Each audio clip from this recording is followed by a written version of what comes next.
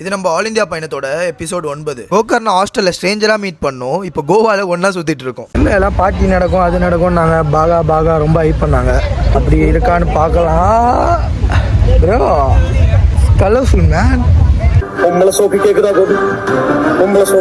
சரி, அப்படி என்னதான் இங்க பாகால இருக்குன்னு அடம் பிடிச்சி கூட்டு வந்தவங்க எல்லாரையும். இந்த சைடு ஒரே தமிழ் வைபா போகுது.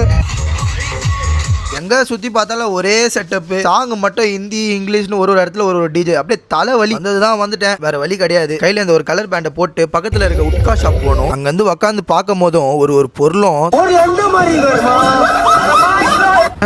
அந்த 10 மணிக்கு டிஜே ஆஃப் பண்றோம்ல, அந்த மாதிரி வந்து இங்க 10 மணிக்கெல்லாம் டிஜே ஆஃப் பண்றாங்க.